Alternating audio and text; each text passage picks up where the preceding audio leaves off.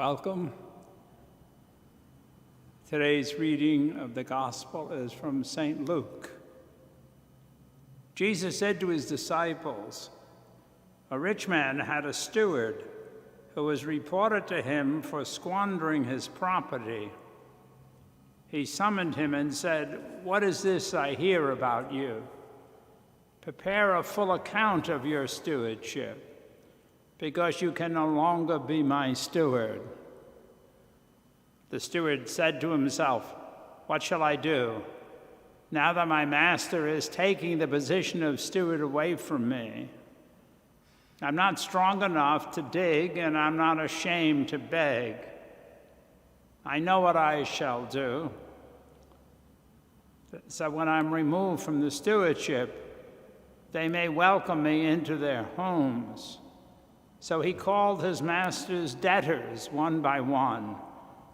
To the first he said, 'How much do you owe my master?' And he replied, 100 measures of olive oil. He said to him, 'Here's your promissory note.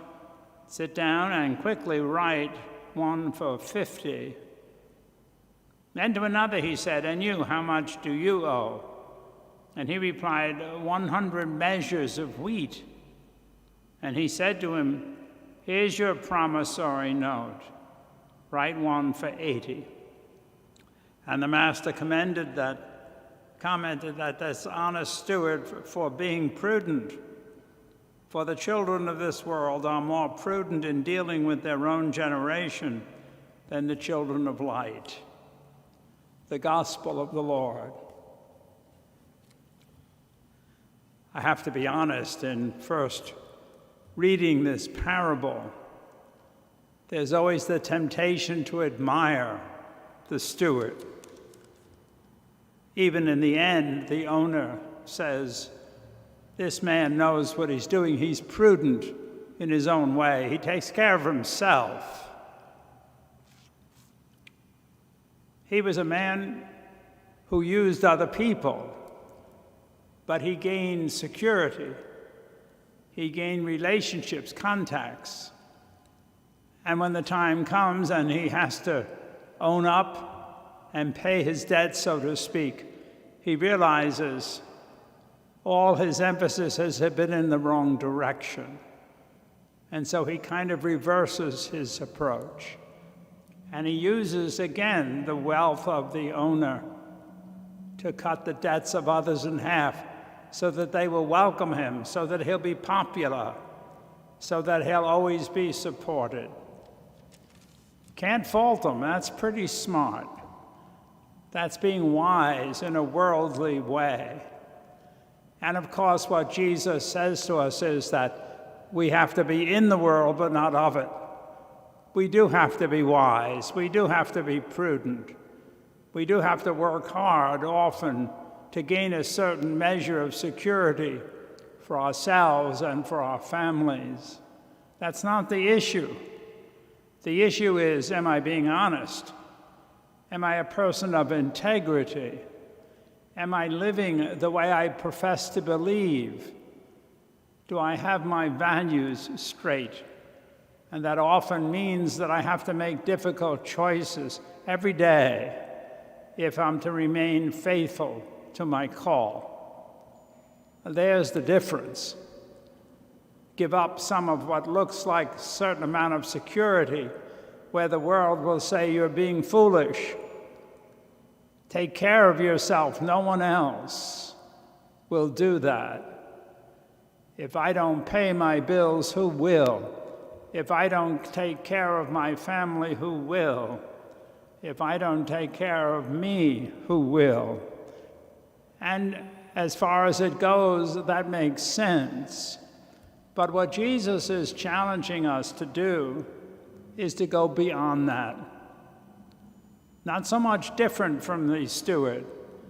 Be generous, be concerned, give to others, but give of what I have, of my wealth, of my riches, which in God's terminology has nothing to do with money particularly, but has to do with how I use the gifts that he's given me.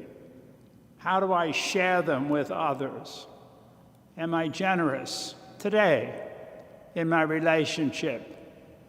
Not worrying about who owes what or who pays what, or am I going to get something back?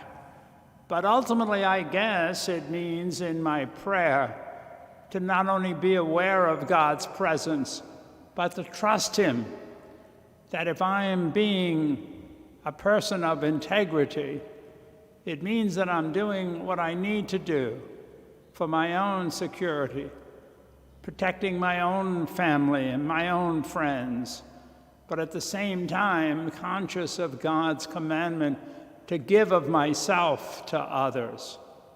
Not things, not money, not to seek in return favors or in some ways good standing, but rather to consciously being aware that God is there, calling me to be generous with His gifts, to share with others whom He loves, whose lives He's present in as well as my own. That means I have to pray. It means I have to remind myself every day, maybe many times a day. I often think of parents who are frazzled with the care of children, having 2, 3, 4, 5 kids, all under a certain age, in the house at the same time.